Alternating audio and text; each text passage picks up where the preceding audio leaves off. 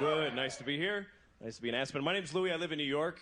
And I like New York. It's the only city where you actually have to say things like, hey, that's mine, don't pee on that, you know? Usually you don't need that phrase.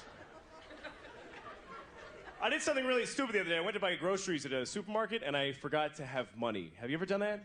I was totally broke. And I didn't realize till the guy had bagged all my stuff and everything. And he says, $85? And I said, I don't have any money. And he's like, what, you don't have enough money? No, I don't have any money at all. And he didn't know what to do. He's like, well, you want to put some of your stuff back? Is that what you're saying? Put it all back, I think. The worst thing is I didn't know how to leave. You know, it's like, well, see you later. I had fun picking his stuff out anyway. I got a boner shop in here. Thanks, man. I always get in these embarrassing situations. Like, you know when you tell somebody a story, then a week later you tell them the same story again because you forgot? And by this time, you've added a bunch of lies to it, and you've embellished it. The other day, I was telling a guy a funny story about something that happened to me, and it was true, but it didn't really happen to me. It happened to somebody else. I was just lying and saying it was me. And all of a sudden, I realized that I was talking to the guy that it happened to. And he's like, that wasn't you, that was me. What the fuck is wrong with you? Oh, I thought that happened to me. Ah, shit. So I got kind of lonely last night. I ended up calling one of those phone sex numbers. You ever call those? You know, like 1-900-BIG-TITS or whatever it is, you know? 1-900-big old floppity titties. You know those lines you call. And I always end up talking to some woman who's like 55 and her name is Blanche or something, you know? It's like, I'm gonna take your trousers off very slowly. And then I'm gonna play with your balls.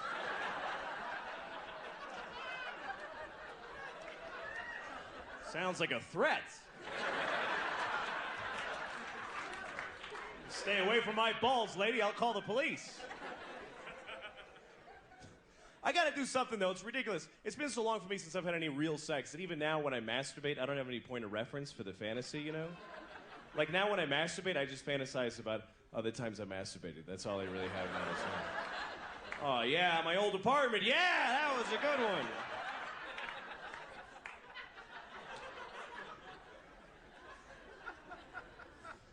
I was in jail about a week ago because I drive, but I don't have a driver's license. So I had to go to jail, and I had to be strip searched at this jail. And so I'm staying naked in front of this cop, and he looks at me and he just says, all right, lift. And I was like, lift what? And he says, lift your testicles. And I was like, well, can I use my hands?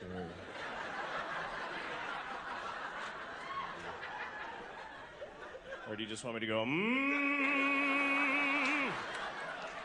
rise, testicles! Rise on my command! Look at my great red hairy balls and fear me! Mira mis cojones grandes y pelirrojos.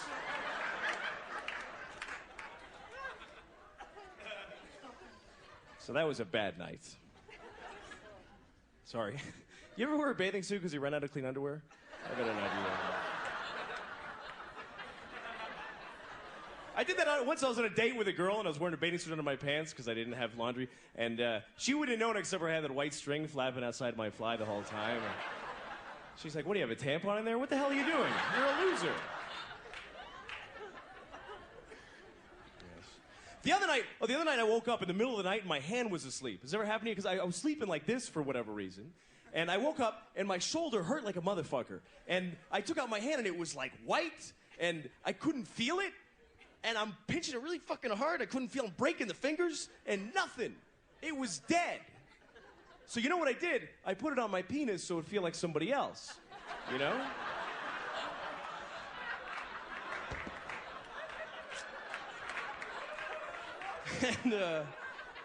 And it worked. But then I thought, you know, shit, I got some guy's hand on my dick. I don't want some dead guy's hand on my dick. Get that out of here. Sex is weird, though. You know when you're having sex with somebody, you start to make those noises. You know those sexual noises. You ever feel weird about the noises you make during sex? You ever listen to yourself and go like, where the fuck did I pick that one up? What the hell was that? Because sometimes you make the oddest noises. You really get into it, you're like, woo!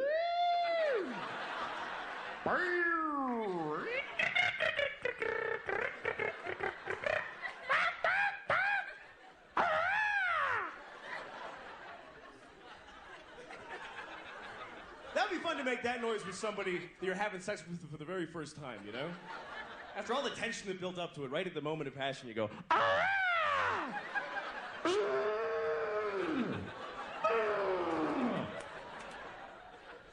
Just to watch their face going, oh, shit.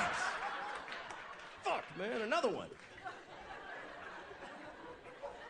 It's important to make those noises, though. They're very important because the reason we moan during sex is to guide your partner. You're there. It's kind of like a homing device, you know? It's kind of like if a woman is doing something to my nipples during sex or during a boating accident or whatever, it doesn't matter exactly when. If she's doing something to my nipples, I usually want to say to her, you know, you're really wasting your time, honestly. You might as well be licking my wallet. There's just nothing there. Just fucking blow it off, you know? But that would be rude, you know? So you just moan less at the nipple. You just kind of do that holding pattern bullshit moan. It's like, oh, whatever, you know. And then if she starts to move lower, ha, ha, ha, yes! Genius! You know what would be fun to do one time when you're having sex with somebody? Don't make any noise at all. Just lie there perfectly still. And then right at the moment of orgasm, you just look at them and you go,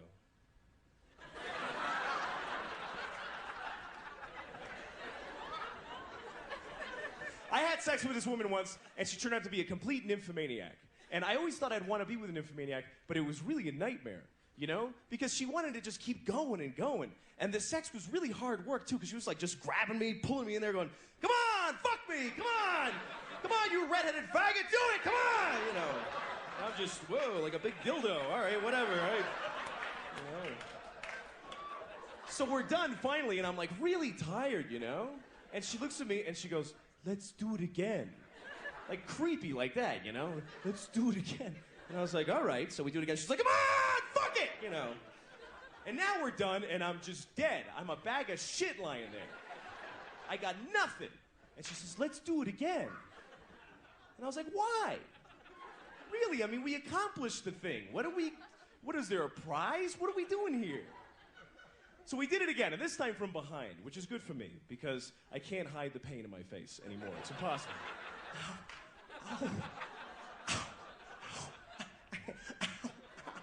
And then she starts getting into it, right? And she starts, like, backing into me really hard. She's going like, bam! Bam! Bam! And it really fucking hurt a lot. So I had to say something, you know? So I said, hey, take it easy. It's the most polite thing I could think of, you know? I didn't want to say, hey, don't back your snatch into me so hard. You're gonna rip my dick off, you fucking lunatic.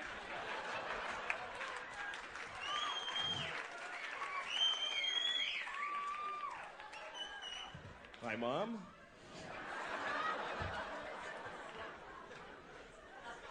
Anyway, I think sex is a great thing. I think that everybody should be allowed to have all the kinds of sex they want, you know? I would never let a woman spank me, though, because I always be afraid that then I gotta go buy hoods and magazines, and it's like skiing, you go broke on that shit, you know? But I don't understand people that are intolerant of certain sex. Like one guy came up to me once and in the middle of the street and told me I was wearing a faggy shirt. What the hell does that mean? Total stranger walks up to me. Hey, nice faggy shirt, you faggot! What the hell does that mean? I remember the shirt I was wearing, it was pink and it had these little pictures of guys blowing each other on it, you know, like sort of like a print, but... The thing is, though, people just don't... Like, I was talking to a friend of mine once about another guy, and I said, is he gay? And my friend said, oh, yeah, he's really gay. What the hell does that mean? How do you get to be really gay? Are there many levels? Do you start out just a little bit gay? Like, you know, I feel like I'm coming down with the queers a little bit today. I just feel a little bit queer. I just feel like touching a penis like this. And then one day you're taking it up the ass, you're jerking off two guys and blowing somebody all at the same time. And you go, wow, I'm really gay. I am very homosexual. Look at all these penises. I'm the gayest man in the world. I am Fagator. No one is gayer than me. Thank you very much. You've been a pleasure. Good night.